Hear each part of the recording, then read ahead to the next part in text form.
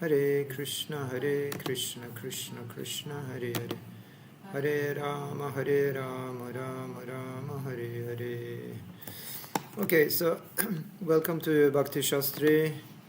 Today we will have, let's see, Om Namo Bhagavate Vasudevaya. Om Namo Bhagavate Vasudevaya.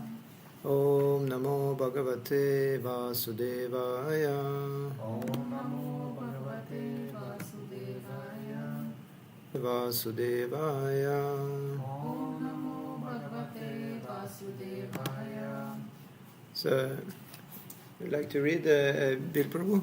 I don't have it directly on the floor now. This is a rule, because it's Shastra. I should respect as Amsha of Bhagavan. Yeah.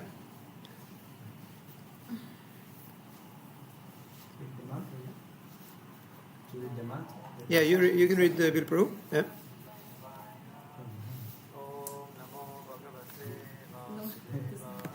Read loud if you can.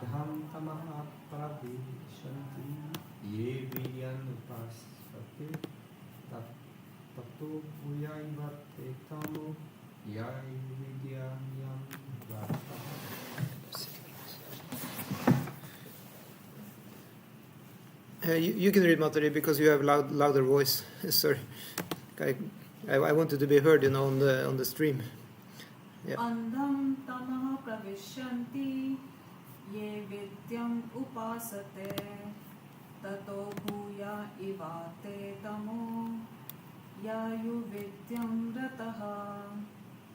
Andham, gross ignorance, tamaha, darkness, pravishyanti, enter into, ye, those, avidyam, nascence, upasate, worship, tataha, further, bhuyaha, considered, eva, like, te, those, tamaha, darkness, ye, those, u, also, vidyayam, in the culture of knowledge, rataha, engaged in. Those who are engaged in the culture of nascent activity shall enter into the darkest region of ignorance. Worse still are those engaged in the so-called culture of knowledge. Okay, let's just take a look at this. Now we have just started our stream, and welcome participants on Zoom, Michaela and Raghaviya. Jai. So let me know if you can hear me. No problem. Jai. Okay, so Hare Krishna. So we just have mantra 9 today. I'll put the book up for you on the Zoom, just in case you don't have it. Let's see. And here we go, mantra 9. Yeah, so the mantra 9, it says, Andam tama pravishyanti ye vidyam upasate. Actually it says, ye avidyam upasate. Tatu bhuya ivate tamo yad u vidyayam rataha. Did we read the word for word? Yeah, exactly. So here we have the word, about avidya. It will be a little bit about that today. The perils of ignorance. Yeah. Prabhu, in the YouTube, you cannot read well. The text is not focused. Ah, okay. We have to do something about that. Actually, I wanted to do that for a long time. Because it is too small there, I just wanted to copy paste it and put it in my notebook, because then you can see it much clearer. So if I do that, let's see. Just give me a second. Oh no, then it gets the diacritics become distorted then. Well, I have to keep it there. Let's see if I can zoom it in a little bit. Make it bigger. Like that.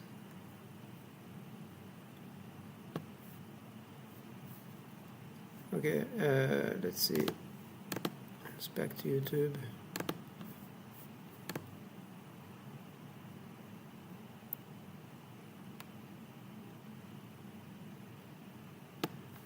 Yeah, so now you can see it, right? Now it's nice and big. Yes, but we just did half of the page. No, I moved it just now. You can see it now, okay. no? Yes, perfect. I'll cut it a little bit in the side, so it's possible to... just give me a second. Otherwise it becomes too narrow here. I cut it 100. Yeah.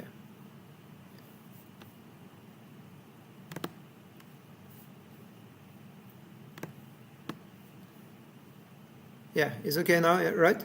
Yep. Yes, thank you so much. So unfortunately then I have to scroll a little bit. Can't get everything. Yeah. At least on the Zoom you have it in the full without scrolling. Okay, so the mantra 9 is saying, those who are engaged in the culture of nescient activities shall enter into the darkest region of ignorance. Worse still are those engaged in the so-called culture of knowledge. So in this purport, Prabhupada is going to blast, the modern civilization, and and the distinction between material knowledge and spiritual knowledge is going to be quite clear, especially which one is most important. So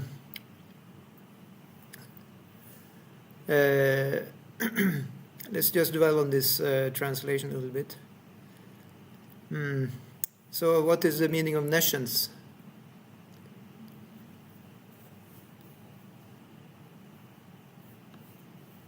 Any ideas? Nescience. What does it mean?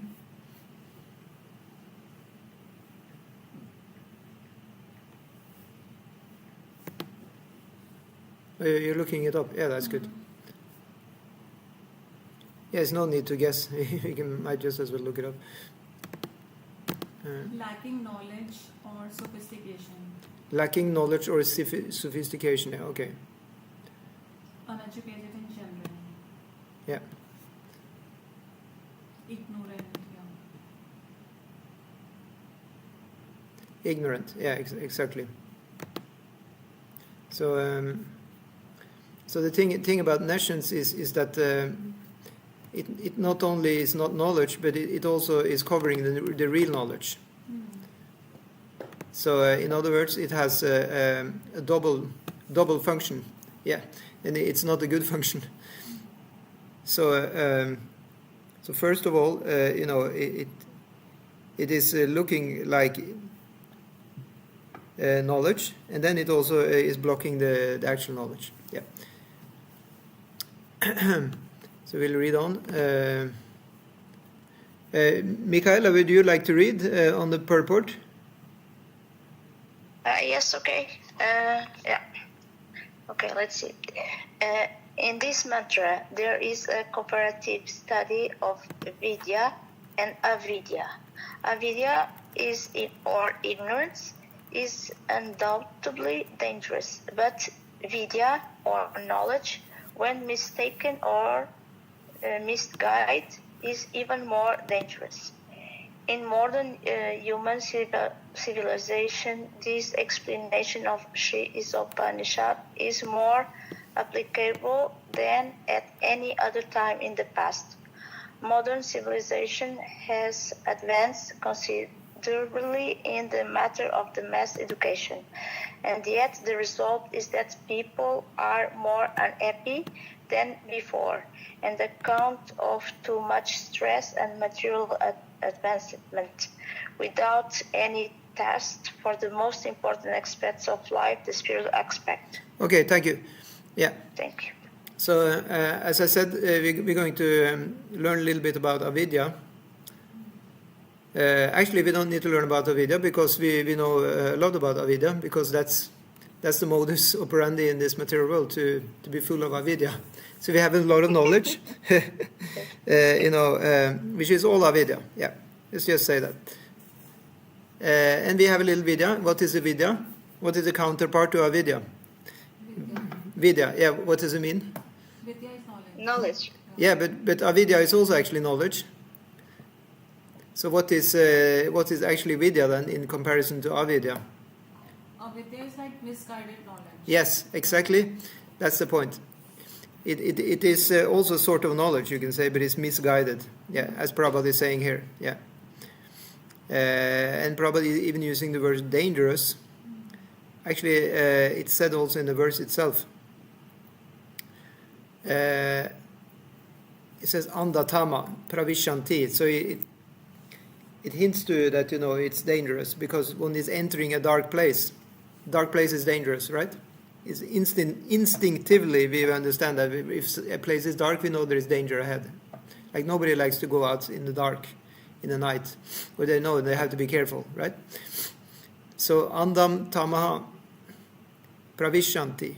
So to enter the darkness, that seems like a risky affair.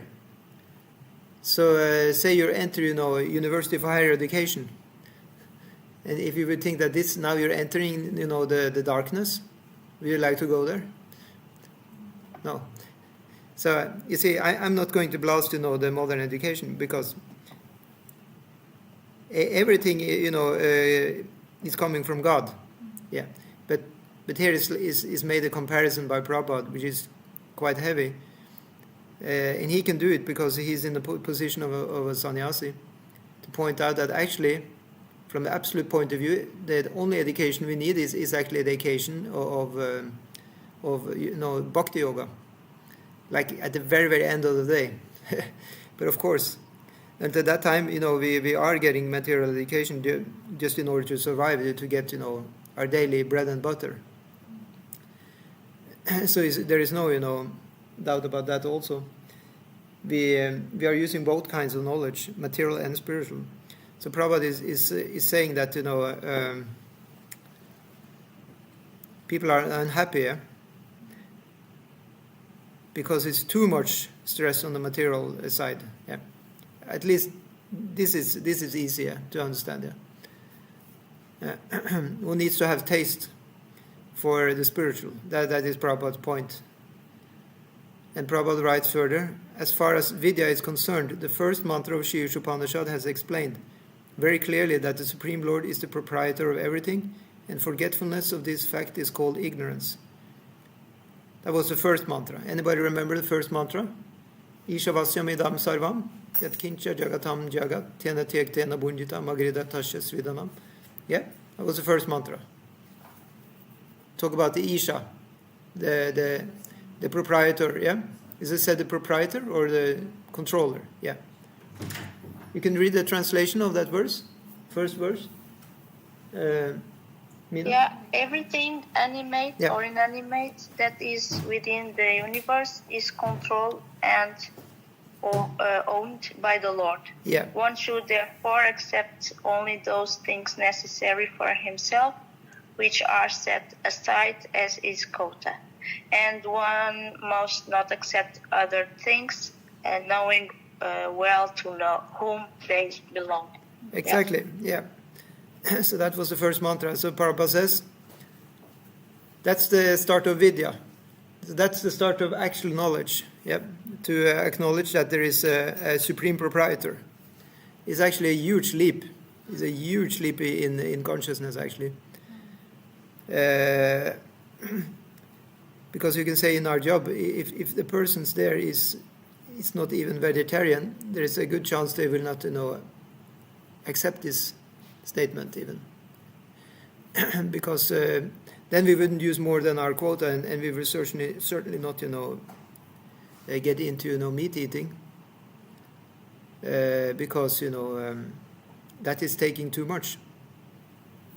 The human being, he can live more sattvic, be more like a yogi. Yeah. Anyway, so we go on, and then Prabhupada is saying, the more a man forgets this fact of life, the more he is in darkness, and in view of this, a godless civilization directed towards the so-called advancement of education is more dangerous than a civilization in which the mass of people are less advanced. What is Prabhupada saying here? A godless civilization directed toward the so-called advancement of education is more dangerous So he's actually saying that if we don't have so much education, just imagine if you go 200 years back, then we were not as advanced, right? Then we were more simple. We didn't have all this technology so much. There were machines, but there was no digital. Was it less dangerous then? No, it was not No? less dangerous. I mean, danger is always there. Yeah, danger is always there, yeah. But how you use technology. But at least we can say maybe in the old days they were more God-fearing. I don't know. They believe more in God. But you know. be God-loving, not God-fearing.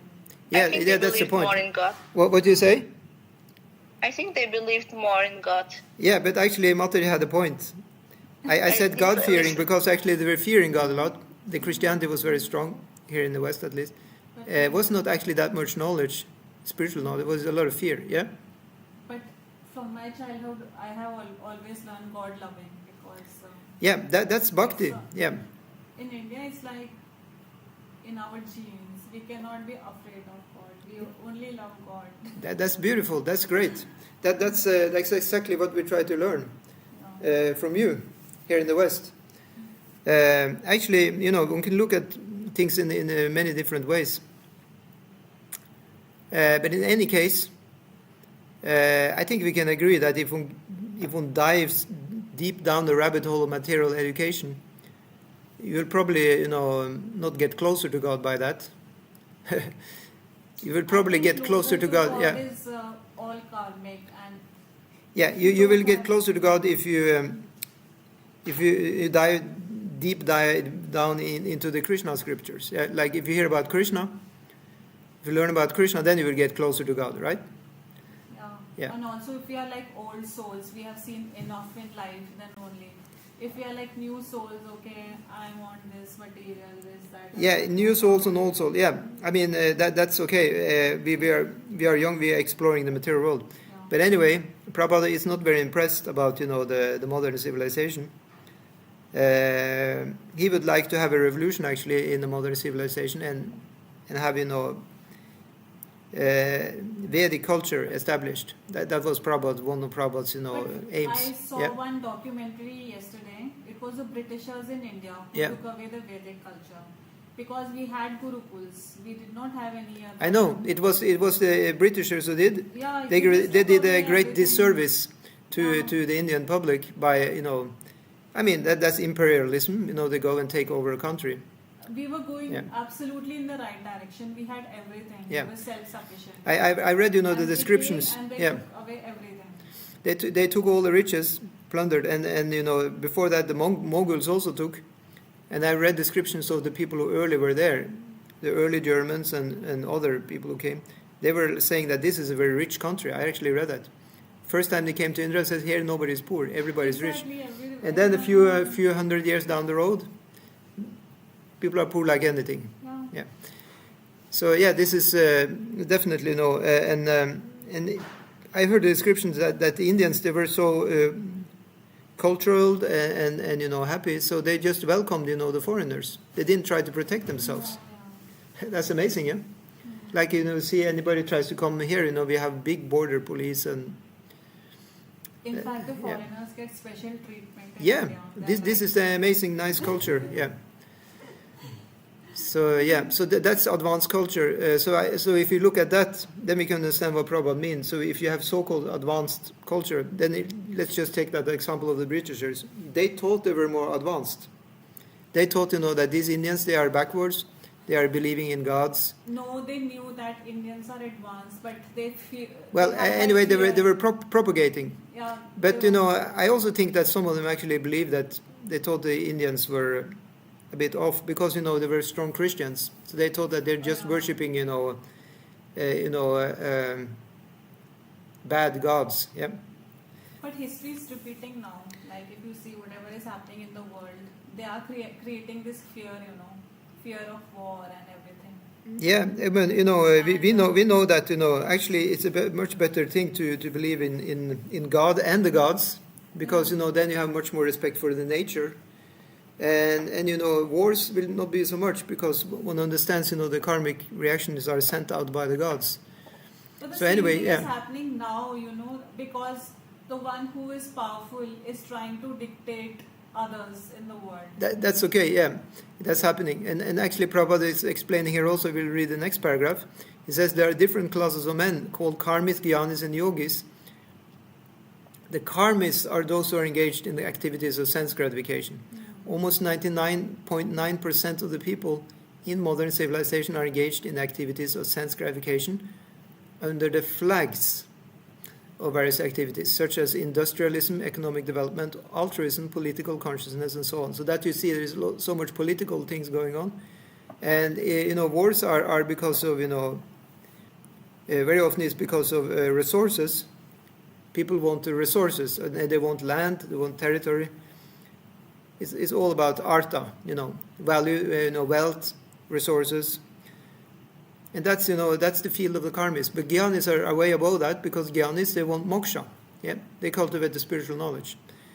So Prabhupada says, but all these activities are more or less based on the satisfaction of the senses, because that's what karmis are doing. Without any reference to the sort of God consciousness described in the first mantra of Śrī Īśopaniṣad. Okay, so let's take the next page. In the language of the Bhagavad Gita, people who are engaged in gross sense gratification are mudhas. In darkness, like the ass, the symbol of stupidity. So the ass is like it's called in Norwegian esel, yeah? Donkey. A donkey, yeah? Yeah. Yeah, donkey. So Prabhupada is giving he's not giving the description there, but he told many times that the description of the donkey to be less intelligent, because it's eating grass, that's its only food, and it's carrying a huge load of he gave the example of the dhobi, or the washerman in India. Yeah. He used the donkey to carry all the clothes for washing, and it's a huge load, so he has to carry a lot, and the only reward it gets is to eat grass. So in the same way, he then says that people are like that, if they are just into working and not spiritual life, working very hard physically and getting a very little reward actually. Yeah. So Prabhupada says people who are simply engaged in the pursuit of sense gratification without any real profit in life are in the estimation of Śrī Īśopaniṣad worshipping avidya. And those who play the role of helping this sort of civilization in the name of educational advancement are doing more harm than those who are on the platform of gross sense gratification. Yeah. So in other words, Prabhupada is not very... That's very strong. It's not very, impressed by the advancement in technology. We are impressed by that, but Prabhupada is not. Now, Prabhupada, if you remember, he was coming straight out of Vrindavan. Yeah, he lived in Vrindavan for several years. He was cultivating Krishna consciousness, and then he took it over here. And he was so powerful in Krishna consciousness, he could just spread it, starting in America, all over the world. And even today, we have Krishna centers in every big city on the planet. And the amount of followers of Krishna has only increased. In this movement, has not gone down. So his impact and spiritual power is not to be underestimated. Although we may feel that these are strong words, but he has a great, a Shakti and position to say these things. Yeah. But he was very well educated also. He was also very well educated, actually. He had a great education also. Yeah. So let's see what more we can say. Yeah, that's the point, of course. He was very well educated in the modern educational system. He got a master's in English. Yeah. So he knew, about... So you can say he was using the modern education himself. Srila Prabhupada's spiritual master, Bhaktisiddhanta Saraswati Thakur, similarly was also highly educated. Bhaktisiddhanta Saraswati Thakur's, father, Bhaktivinoda Thakur, was similarly on the topmost level of education. And many of Prabhupada's disciples, similarly also highly educated. So what is this? Well, it means that it's secondary. That's what it means. It's not primary. Primary is to be a devotee of Krishna. Secondary is the education, and we also definitely use that. Because Prabhupada, he didn't actually shun the use of modern technology, although it may We could maybe guess that he would by reading what he's saying, but actually he didn't. For printing the books, what did Prabhupada use to create the books? He was using a dictaphone, and at that time it was a very new invention. And devotees were some of the first who used computers for printing the books, or for arranging the books. They used computers actually. Offset technology for, especially they need that to get the Sanskrit right. Yeah, so but the point is that it's just secondary. Just like we are saying we're not this body, the body is secondary to the soul. So similarly, the material education is secondary to the spiritual education. And the example was also given by Bhaktisiddhanta Saraswati Thakur himself, who was an ace on the university. But he took his spiritual master, one who was completely uneducated. He didn't have any education at all. And that was Gorakishore Das Babaji. That was Bhaktisiddhanta Saraswati's guru. So he showed that example that, high education is not the criteria to be, a master, a guru. Yeah, so Prabhupada says even here that the advancement of learning by the godless people is as dangerous as a valuable jewel on the hood of a cobra. The cobra decorated with such a valuable jewel is quite as dangerous as one who is not so decorated. Again, the advancement of educational activities by a godless people is, according to the Hari Bhakti Sudodaya, a decoration for a dead body. In India, as in many other countries, some people follow the custom of leading a procession with a decorated body for the pleasure of the lamenting relatives. In the same sense, modern civilization is a patchwork of activities meant to cover the perpetual miseries of material existence. Such activities are targeted towards sense gratification, but above the senses there is the mind, and above the mind there is the intelligence, and above intelligence there is the soul. Therefore, the aim of education should be self-realization, realization of the spiritual values of the soul. Any education which does not lead to such a realization of life must be considered avidya or nescience. And to culture such nescience means going down to the darkest region of ignorance. Such means taken educators are known in the Vedic language by 4 names: Vedavadarata, Mayaya, Aparitagyana, Asuram Bhavam, Naradama. This is all taken from Bhagavad Gita. Yeah. Krishna calls, the people who are very much into the Vedic knowledge, but only for getting to heavenly planets.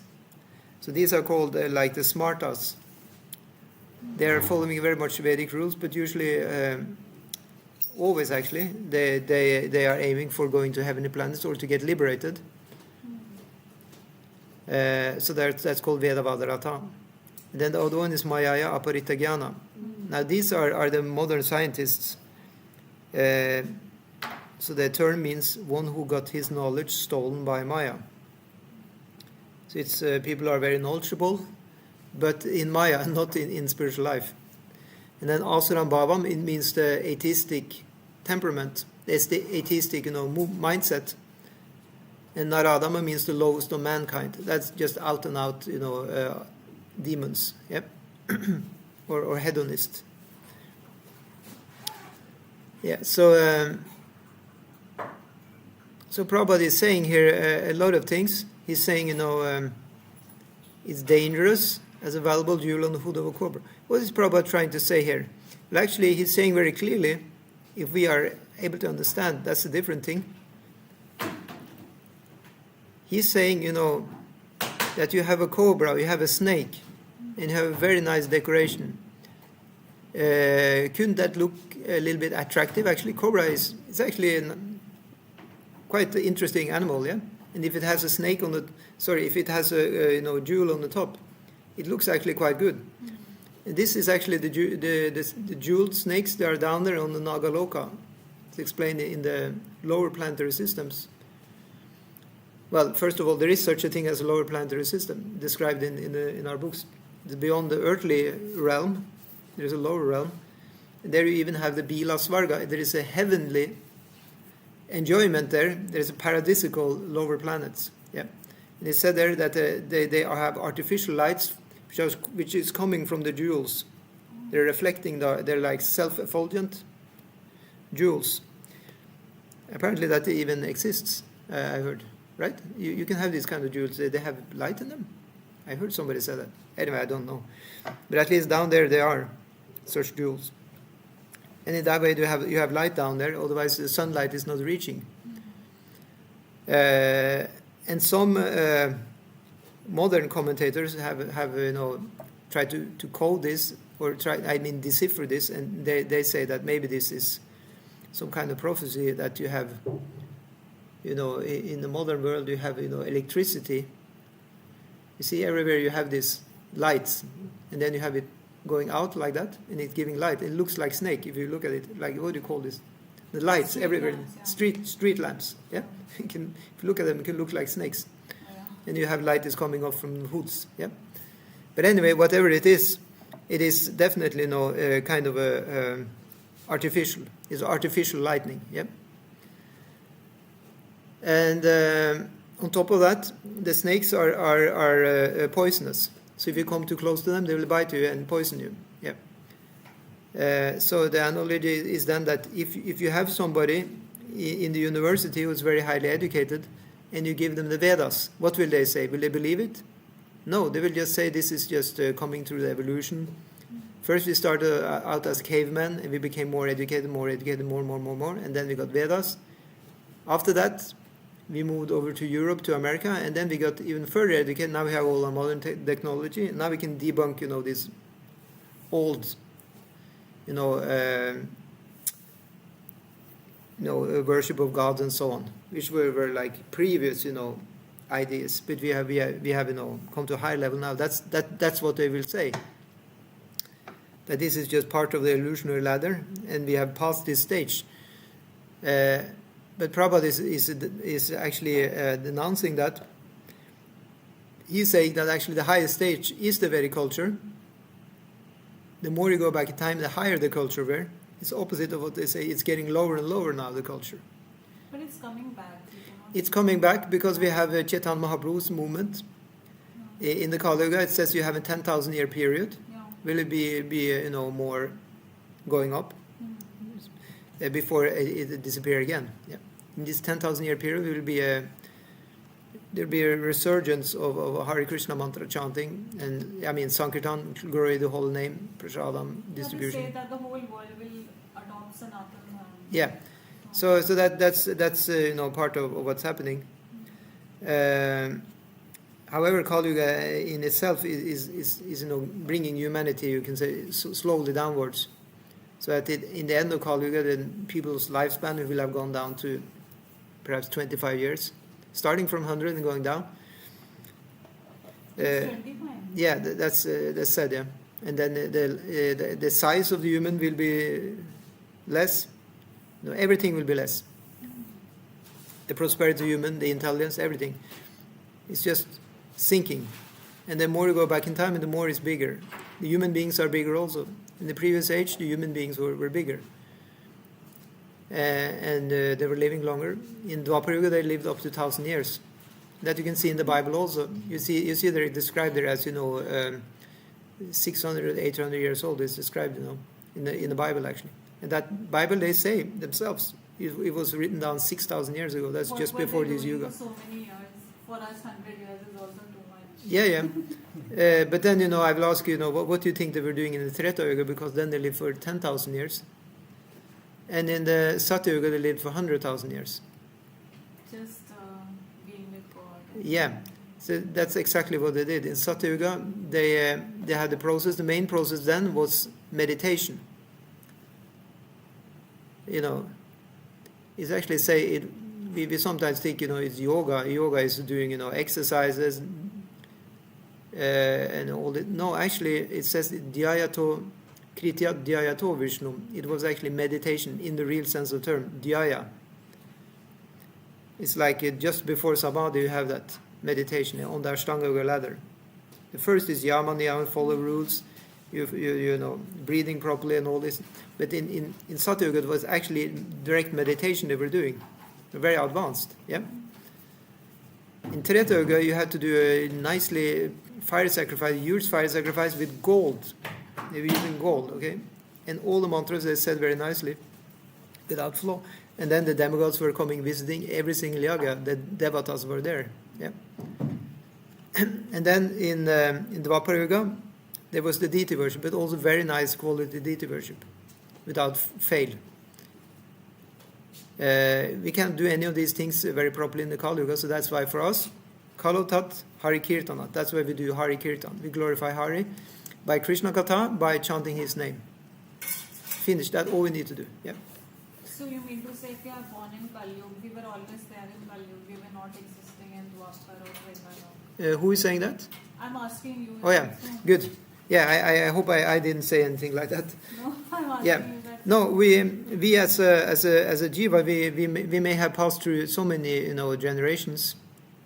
We may not have been in just one Kali Yuga. We may have been in thousands of Kali Yugas. No, is it like we were never in Dwapara Yuga, Treta Yuga? Well, according to the Vedas, we have we've been in the material world for so many yugas. Yeah. You cannot even trace back how many yugas. So the Yeah. souls in Dwapara Yuga have not reincarnated in the Kali Yuga at all? Why not? They have like... Well, no, not essentially. I mean, if they liberated themselves, if they practiced the spiritual life, they could have escaped this samsara. Yep. They can escape, the Srishti Lila of the Lord, We are in the Srishti Lila of the Lord. We are in a pastime of God, in which He creates and destroys. Bhutva Praliyate is explained in the Bhagavad Gita, just going in a circle. He creates and He maintains and destroys. We are part of that Lila. We seemingly created for each birth, but actually we were here all the time. We created again and again and again. But we can choose to come back to the spiritual world, and then we will never be created or destroyed again, because then we exist forever there. Yeah. God just picks up like this, okay? Yeah, it's by the good mercy of the Lord. Yeah, He can just pick us up whenever He likes. So by chance, now He has picked us up, you can say, by our good fortune. But if we don't carry on, then He will again pick us up. No. It's the good news. If you didn't know already, it has accumulated to this point. It's an accumulation. It said that if you did, it actually takes many births to come to the stage we are now. Means that few births you were just like taking a little prasadam. That was one birth. Next birth you taking a little prasadam and get some darshan. That was one birth more. And third birth you're taking prasadam, you're getting darshan, and you may read a little in Bhagavad Gita. That's the whole life. In the next life, you're taking prasadam, you're going to the temple, you read a little Bhagavad Gita. So prasadam is always there in all the births. Yeah. And then you also have a little bit of sangha. Yeah, just a little bit.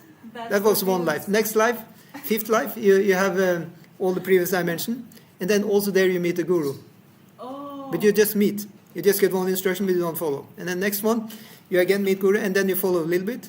Next one, all the previous ones, and then you follow even more. Oh my God. Again a full birth. And next one, you follow even more, and then you get born in the Brahmana family, then more. And then finally you are, ending up with 3 dandas in your hand, and you complete sannyasis. And you just go... So Yeah. yours is like It's the end. and we are still here. What do you say? And then it's the end of the movie. Yeah, that's the end of the movie. Yeah.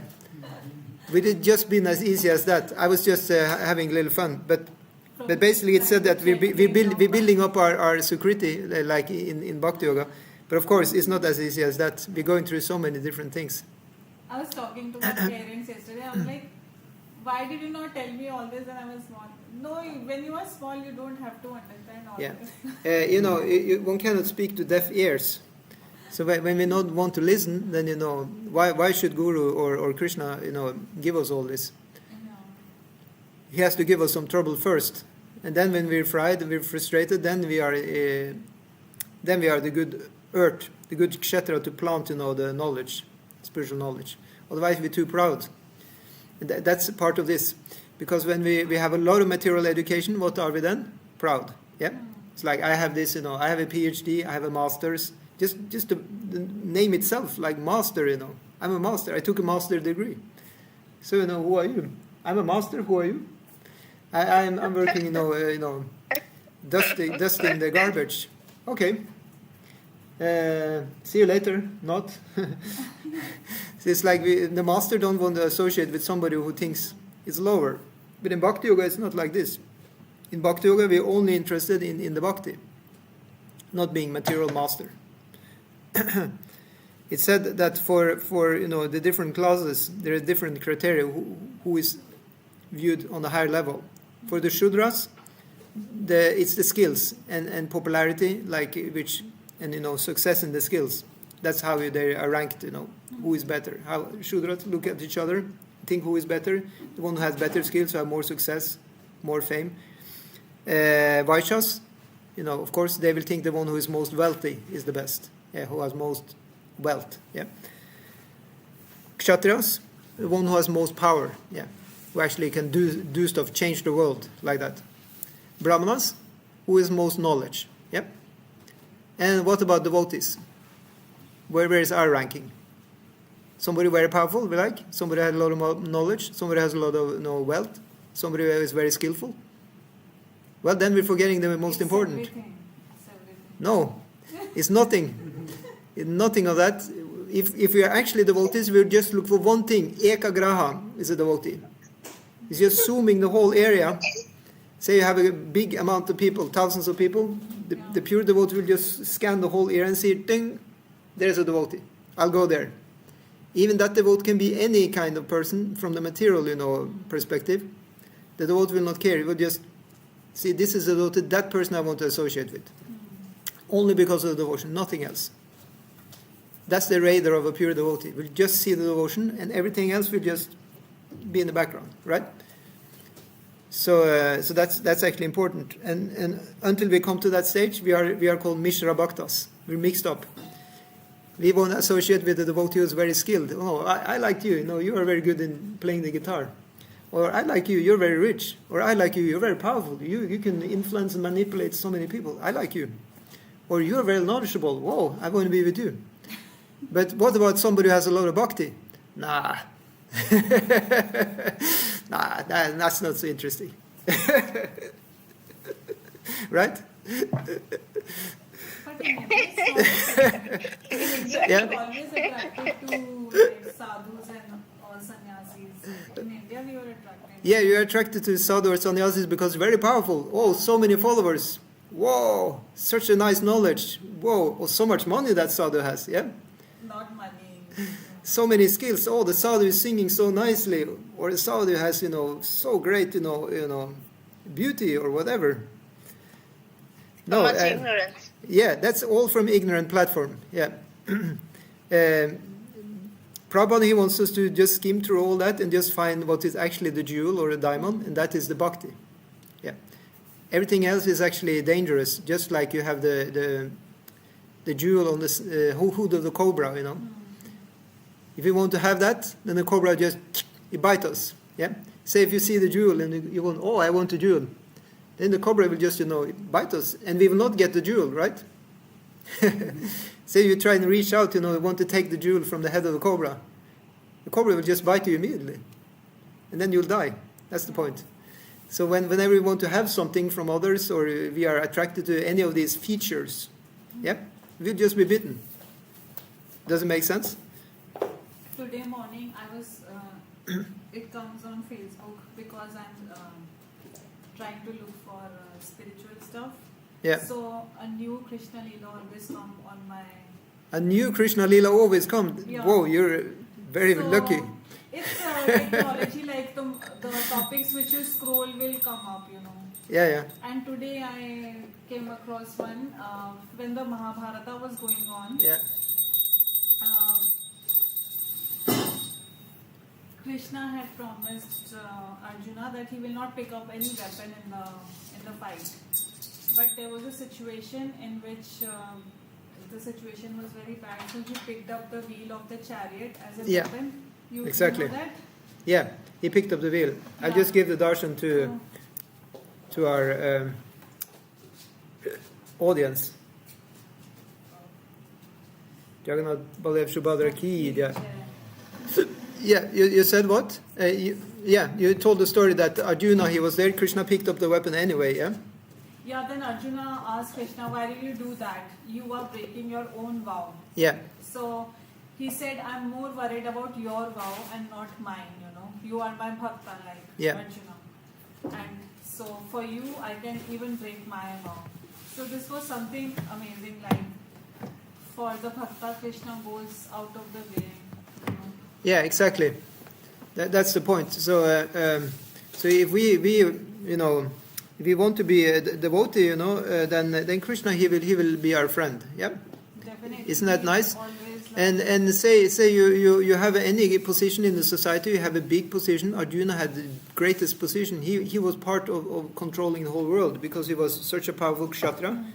Together with his brothers, they were ruling the whole world. Yeah. And Krishna he not only allowed him to have that, he even helped him to keep that position. Exactly. So there we have a proof of what Krishna said, yoga kshema vahamyaham. I keep your position. So all being said and done, about how it's bad to have, the big material situation because it's like a jewel on a snake. But if you're a devotee, Krishna will not take that away. You will have still keep your position. You can be a CEO in a big company. You can be the president in your country. That is why I like him. He's super smart, super intelligent, Yeah. He will give you what you want, but at the same time, he will create situations in which you realize. Yeah. So let's not misunderstand this and think that Krishna consciousness it means like we should live like cavemen in the cave, and just use ancient technology. No, we should use technology, but again, how you are using, like I'm telling you, also when I go in the Teban, I'm like scrolling, and then I get all these Krishna kathas because I've been. I mean that means you have a nice use of the technology. If Krishna is appearing every day in a new lila, then that sounds very blessed. Yeah. I don't know blessed, but it's like whatever you search will come more and more. Exactly. So let's see what more Prabhupada is writing here. He says the Vedavada Rata people pose themselves as very learned in Vedic literature, but unfortunately they are completely diverted from the purpose of the Vedas. In the Bhagavad Gita it is said that the purpose of the Vedas is to know the personality of Godhead, but these Vedavada Rata men are not at all interested in the personality of Godhead. On the contrary, they are fascinated by such results as the attainment of heaven. Who wants to go to heaven? Please raise a hand. Yes. Yes, you want to go to heaven. Okay. Go to Krishna actually. I don't know heaven or heaven. Yeah, I mean, if you take it in the translated sense, you will say, you're in Goloka Vrindavan, you will say, I'm in heaven now. Yeah. So that's okay. But the heaven we're talking about here is the temporary heaven of Indra. And if you heard any stories about Indra, you will know that Indra is not only having paradisical. Indra's place is called Svargaloka. He's in charge of heaven, yeah. But if you hear any stories of Indra, it's usually Indra in trouble, right? Because sometimes the demons are coming there. They're crashing into heaven, yeah. And sometimes they even throw Indra away from his throne, and they take over even the heavenly planets. In other words, even heaven is not a safe place. But do we ever hear about demons entering Goloka Vrindavan? No, it's not happening. In the Bauma Lila of Krishna, when he has his pastimes here on the earth planet, then he is in Vrindavan, but that's just is the embassy of the real Vrindavan. Yeah? So their demons are coming. But what happens when the demons are coming there? Are they taking over? No, Krishna is killing them. Even as a baby, he is killing them. Right? There's no problem. Yeah. So in that way, it is a safer bet than to choose Krishna. Because even if you go to heaven, you will have trouble. But with Krishna, there may be trouble, but Krishna will protect. Yeah. So Prabhupada says, that. But how long we are there, and like I came to know, the soul gets a body immediately, like. Yeah. How long are we in heaven? Yeah. The time is variegated as far as I understand. It is according to our punya. it's been likened to a bank account. Say you have you're going for a vacation in some tropical island for so long time, many months, maybe years, but when your bank account is down, you have to go back and work more. So in the same way, when our punya account is down, then we are immediately leaving. We don't die, because nobody's dying in heaven. It's just immediately falling down and get birth. And again come back to earth, where again we have to work to get more punya, so again we can come back to heaven if we want that. But of course, if we take the Bhakti Yoga, then we can transcend and go back to Golok. Yeah. So in that way, it is accordingly to how much we have done the good deeds. Yeah. But it's supposed to be quite a long time, at least longer than, because time is functioning different up there. So like you have 1 minute there, it's like, how was that again? I think it's something like that. 1 month is like 12 months there, or something like this, 12 times as much. But there are different heavenly planets also. Some higher, there have even bigger time span. The higher you go, actually, the more the time is bigger there. Yeah. So as I said in Mantra 1, there is concept of time up there, because it's a concept of time, it's running.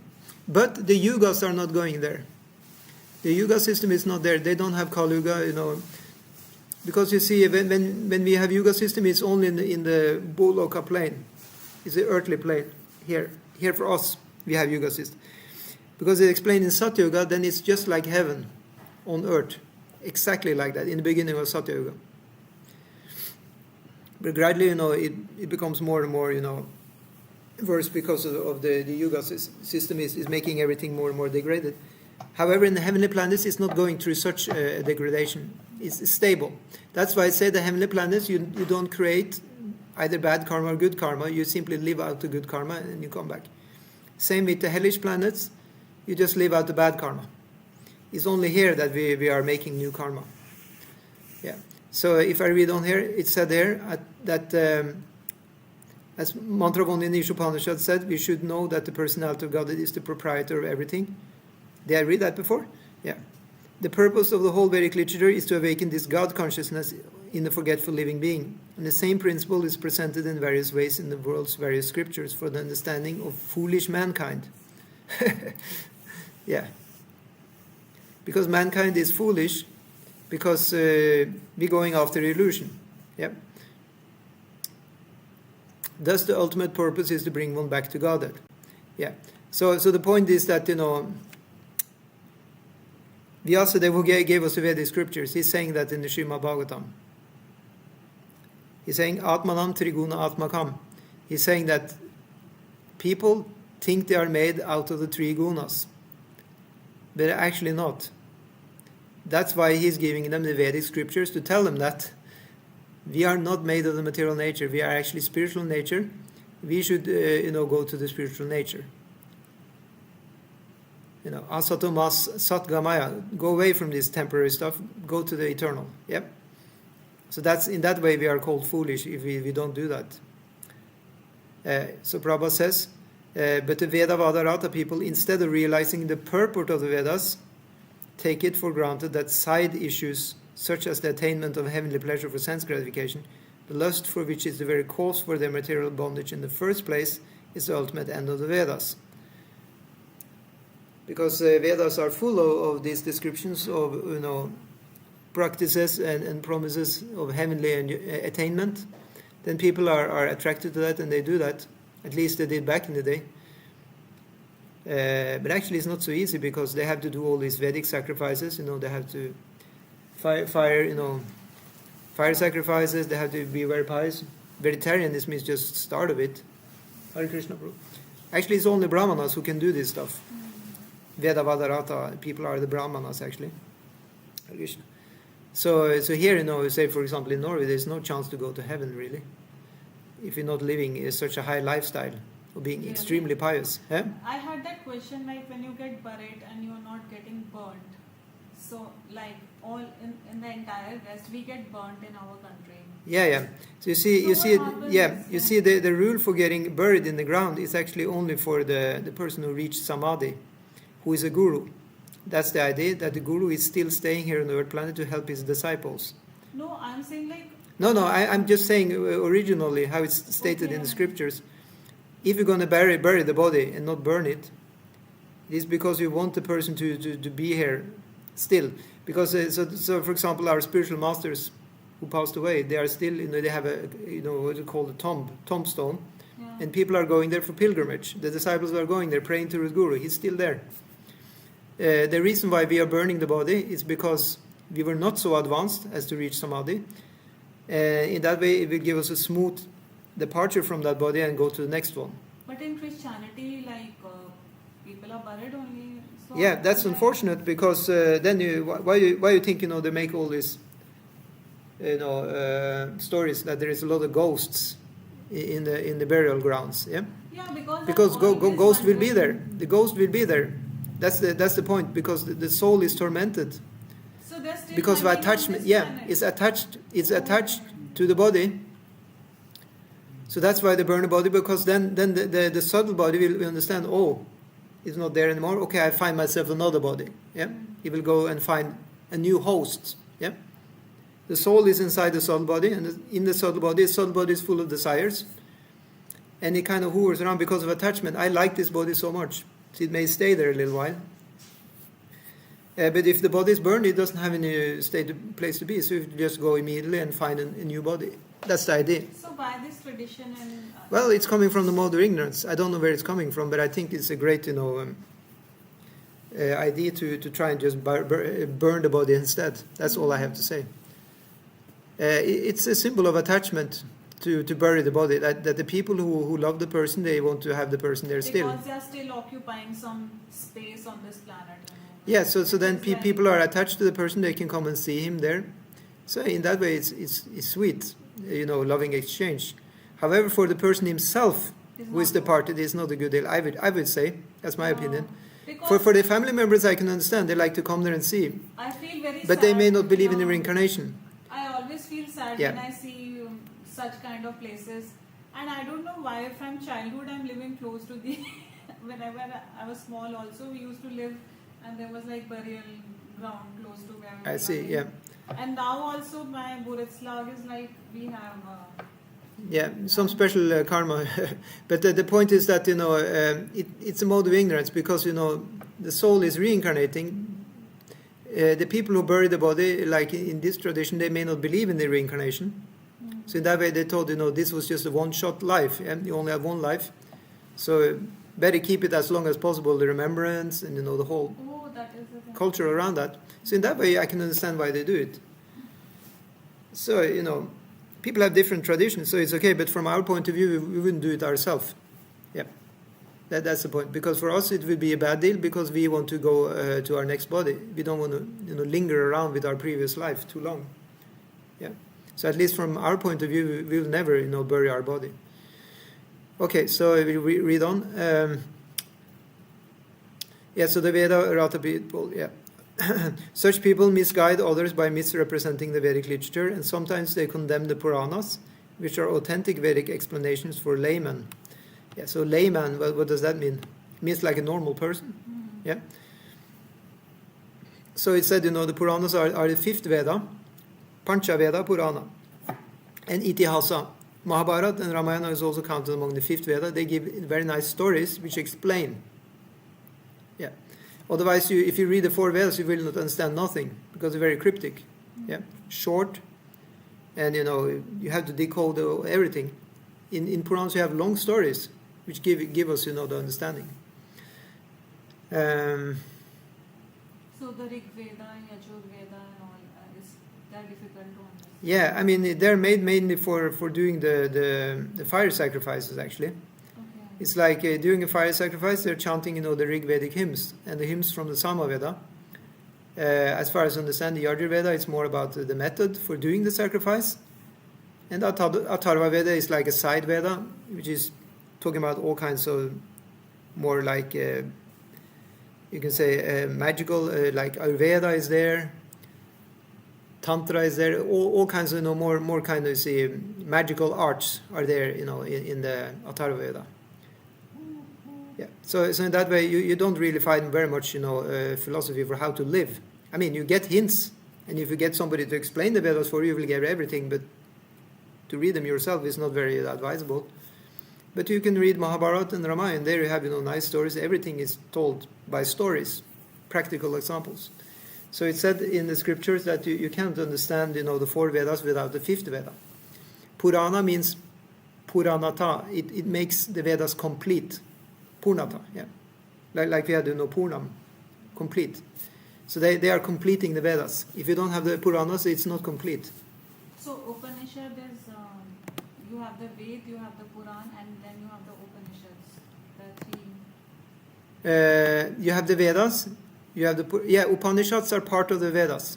They're part of the Yeah, Veda. because each Veda is divided into 4 parts. Again, yeah, you have the Veda in itself, and then you have the 4 parts of that, and one of them is Puranas. Upanishads. Yeah, the 4 parts are Upanishads, Brahmanas, Aranyakas, and what was the other one? I forgot. Anyway, yes, Samhita. Yeah, so Samhita is the main thing. So you have, for example, the Rig Veda Samhita. That's the main part of the Rig Veda. Then you have Upanishads, that are just small parts. And then you have Brahmanas and Aranyakas. So they're for they're for people who are grihastas who are going to go all the way and become vanaprasthas also. For a strict Vedic living, with all kinds of rituals, samskaras. It's not very much in use today, but those who use them are very much called usually actually they're called now these days smarta brahmanas or karma kanda people who aspire to go to heavenly planets. So it's not really our mood as Gaudiya Vaishnavas to use the 4 Vedas. We use the 5th Veda a lot. That we do. Does it make sense? Yeah. Okay, so so that's also what we hear here. The Veda Vadaratas make their own explanations of the Vedas, neglecting the authority of the great teachers called acharyas. They tend to raise some unscrupulous persons from among themselves as the leading exponent of Vedic knowledge.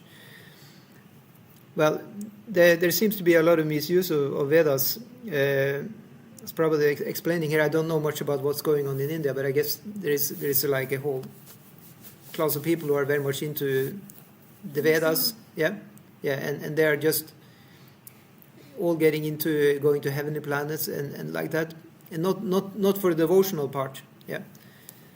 So the devotional part. Yeah. World you're saying. Huh? Like tantras. Yeah, there is many like side practices for material prosperity. Yeah, it becomes like a prosperity religion. The Christianity in the West, they are criticized sometimes. Some branches of Christianity they have criticized because they are promoting that you can be very rich here and in heaven. Just enjoy kind of the fruits of being a religious person.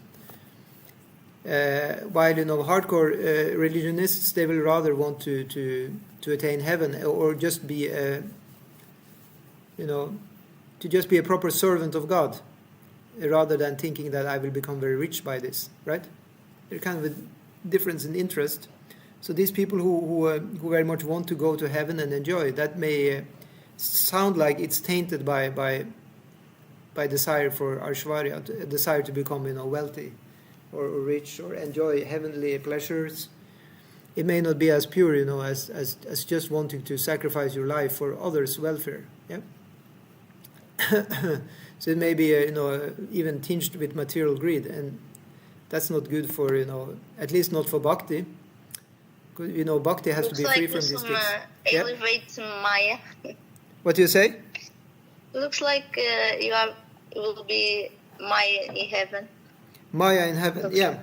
This is well said, Michaela, because actually that's what it is. Maya is continuing in heaven. It's also Maya, yeah. It's just Maya light, yeah. Maya grows is in the Earth planet, and Maya light is in the heaven, yeah. Interesting. Yeah, she's still, She's not going anywhere. she's in charge.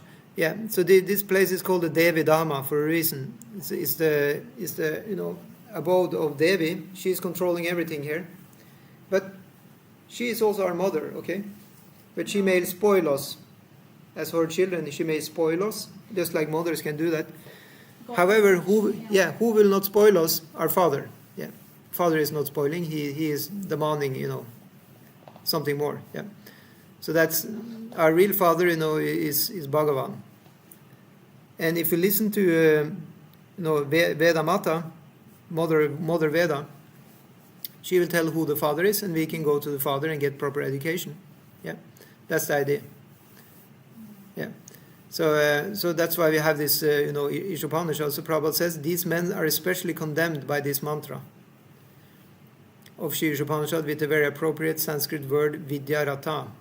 Vidya means Veda, because the Veda is the original in all knowledge, and Rata means engaged. Okay, let's see. Now I became curious. What is this? Vidya Rata? Yeah. Engaged in. Yeah. That's what it means. Rata means to be engaged in. Yeah. So that's the reference Prabhupada had to Bhagavata, Veda Vada Rata Partha. He says, that these people are into the Vedas, Veda Vada Rata. So Vada means the doctrine. So they're very much engaged in the doctrine of the Vedas. But if we are very much into the real knowledge,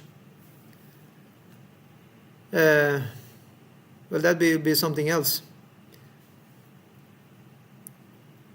We will have to go, again in samsara if we just stick with the fruitive activities of the Vedas.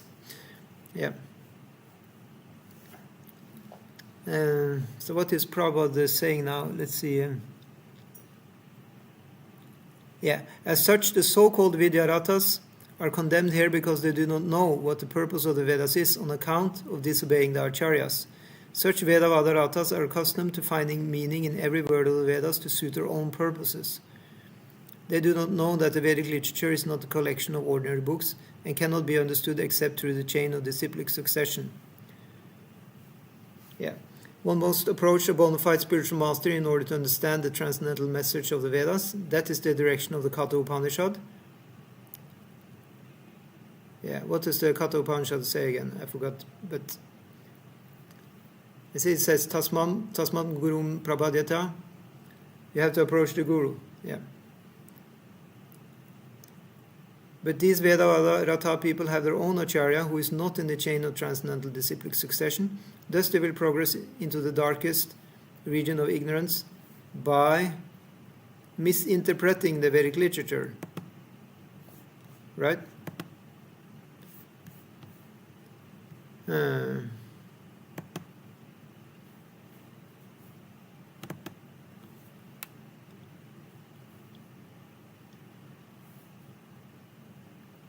Even more so than those who have no knowledge of the Vedas at all. Yeah. So I heard one explanation is that the Vedas are like a desire tree. You can get whatever you want, or Shastra. Shastra is like a desire tree. Whatever you like to have in life, you can get from Shastra. If you want to do this or you want to do that, you can find something in Shastra which can you can use to support your idea, right?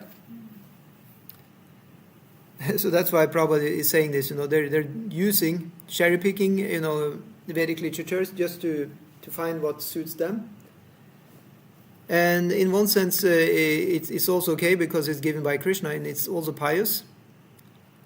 They're called karmakandis, so at least they're following, the system of Krishna to do that. However, they're not getting the highest result, which you can have from the Vedas. And what is the highest result? Any ideas on the Zoom? What's the highest attainment you can get from following the Vedas? Krishna has said that in the Bhagavad Gita, by the way.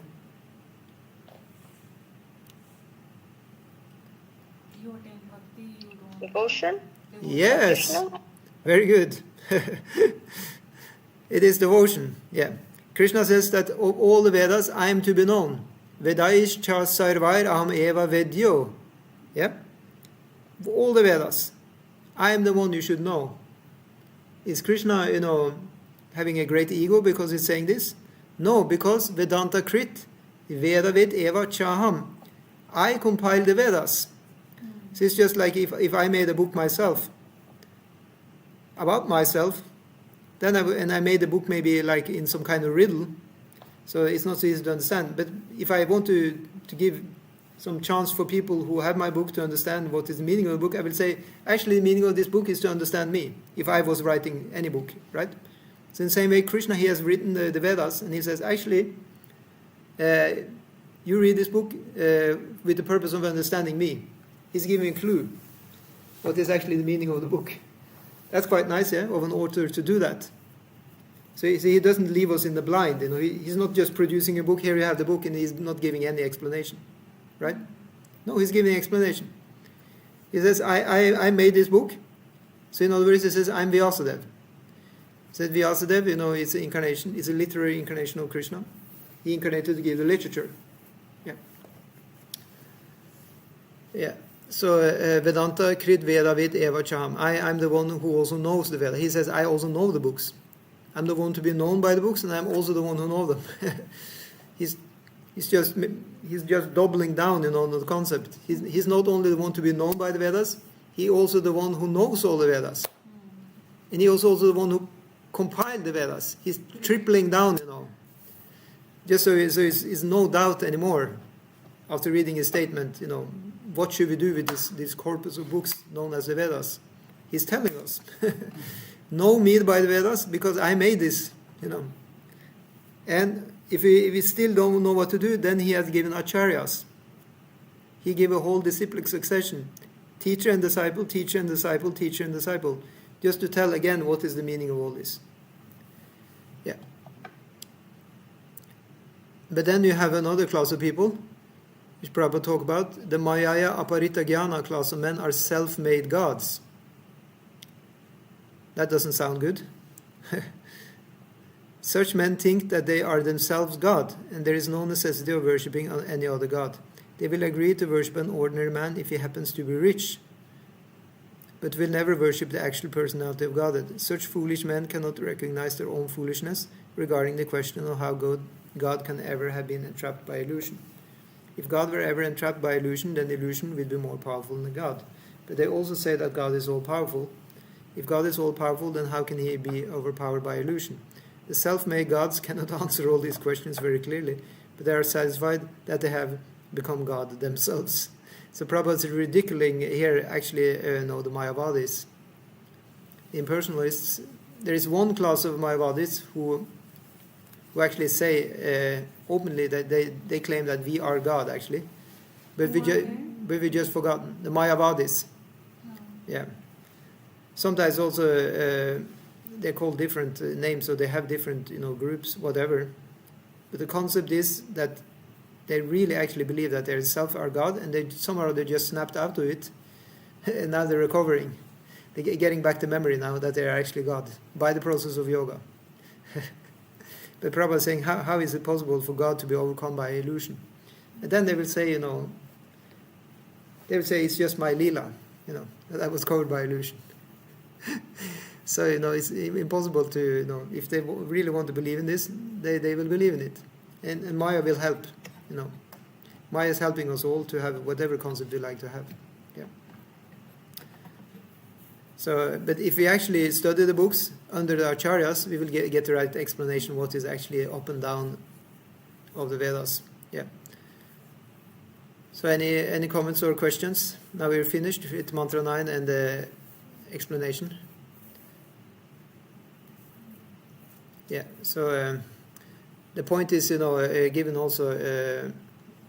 I have given some notes here. I will find them now. Go back to the beginning and I'll read them. Let's see.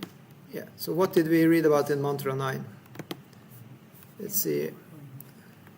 What was that? Yeah. Some small picture. Try. This was in the book. Spiritual master. We started with the explanation of the first verse also. We started here.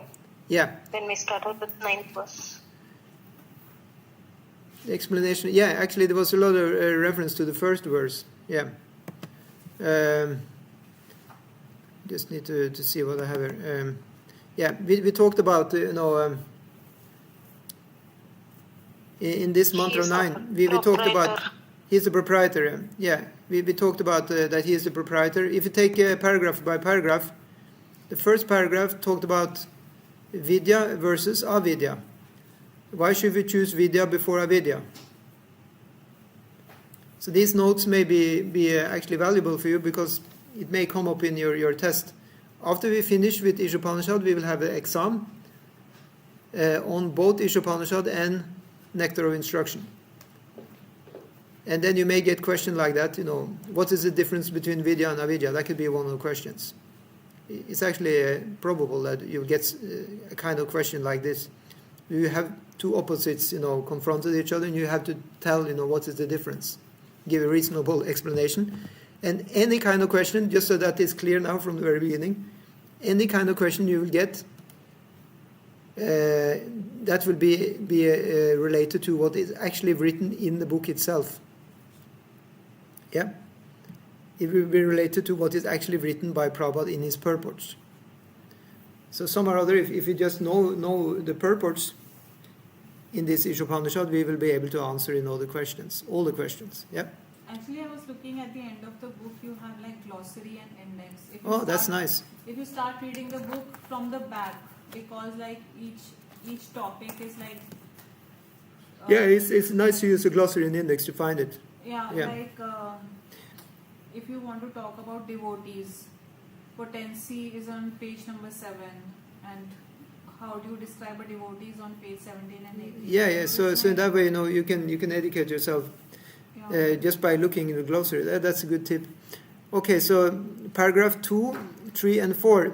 We will talk about. You can also chip in if you have any idea also what is paragraph 2, 3, 4 talking about. They're talking about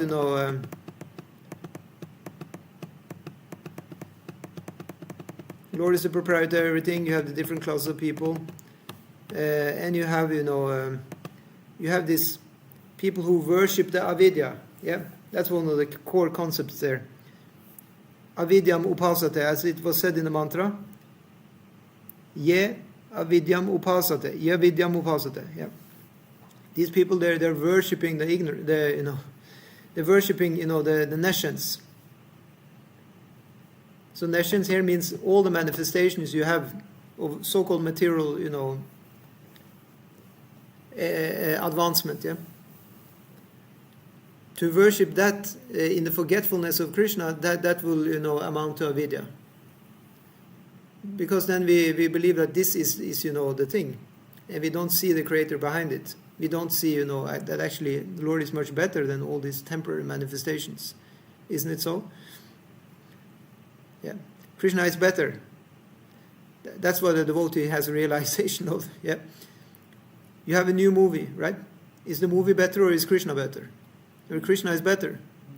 You have a new music. Who is better, Krishna or the new music? Krishna. Yeah. For a devotee, this answer is very easy. For us who are still mixed devotees, the answer is not so easy. Sometimes we may choose to have the novel things we want to have. If the movie talks about Krishna, then it's good. So that's why that's the best thing for devotees who are still entrapped by the material energy, is to have movies about Krishna, music about Krishna. So that is using the senses in Krishna's service. When the devotee is very, very advanced, it doesn't need any external stimuli to do the devotional service. Isn't that amazing? But we're not on that level, so we need external stimuli to do the devotional service. We need movies, we need to hear classes, we need to listen to music, we need food, everything. Krishnized stuff. And that, as we spoke about earlier, that is actually Tantra. Yeah, we use material things to get spiritually, excited, to get spiritually, enlightened. Actually, I read that's somewhere Vaishnava practice. Yeah. When you reach more higher levels of meditation, then Yeah. you start hearing Krishna's flute, like Yeah. I also heard that one. Yeah, that may be something that's happening a lot in Satya Yuga when meditation was the practice. Then you hear Krishna's flute. How can people sit Yeah. for hours and hours? It has to be an experience. Yeah, that's what I'm saying. We're not really fit for doing that. How can you just Yeah. sit like this? Something has to happen. I agree. I completely buy into that concept. Yeah. However, I don't think it's very easy to embark on that just from day one. We may have to go gradually. Myself, when I Yeah. was getting initiated by my guru, Yeah. all of us were sitting in the hall and we were chanting some special mantra which he was giving. Yeah. And I could actually hear birds chirping, the ringing of the temple bell and the sitar. And I was wondering who is playing all this, and when the whole mantra was finished, I opened the eye, there was no one. No one playing the sitar, no one playing anything, but I could hear the most beautiful music. Yeah, that's nice. Yeah. So it's not fake, it is actually there. Yeah. You can have mystical experiences. That's very good. Otherwise, I will Yeah. not enjoy meditation. What will I Yeah. do? So all this is very good, and we should strive to get that, definitely. But we can't rely on that alone. That's the only thing. We need to have association with devotees. We need to go to programs. We need to read books. We need to, as you said, watch movie about Krishna. We can't rely on the meditation alone to get success in the Kali Yuga. That's the only point. Yeah. We need to chant the holy name. In our Yeah. previous lives, we have meditated a lot. Yeah. I know people who can sit for hours. It's something like they are very comfortable with. Yeah, this is very good. We should associate with people who are like that, Yeah, who can grandmother- give us that association, which will inspire us My to do the same. grandmother used to sit for 3-4 hours. How she managed? Your grandmother. Yeah. Wow, that's wonderful. Yeah, she used Yeah. to just sit and then she said, okay, 3 hours is over. She didn't even know. I mean, Yeah, that's wonderful. Yeah. So this is the way. We're just licking the outside of the honey jar. Really. There is a lot in store for us. We can start meditating in here Krishna's flute in our meditation. It's all in store for us. We just keep on going. Yeah. So it said here, Vidyayam Rataha. That's the thing we're learning in paragraph 4, 5, 6, 8, 9. So that means we are engaged in the real knowledge. Let's see, how is this? Yeah. If we really engage in the real knowledge, then we are following what's in the mantra one. We are satisfied, with our allotted portion in material life. We are not, steering away, from the Vedic culture. We're following the Vedic culture, yeah, but we're following it for the sake of becoming devotees, yeah.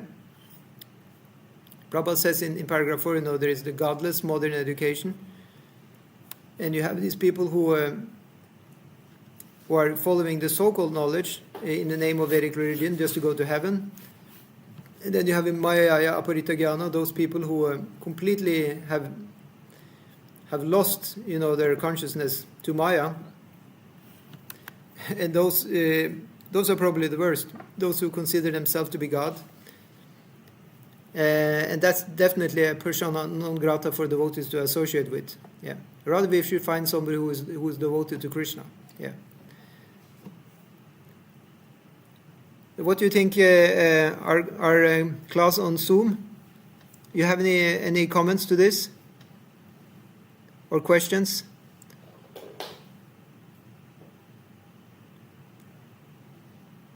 Have you experienced any?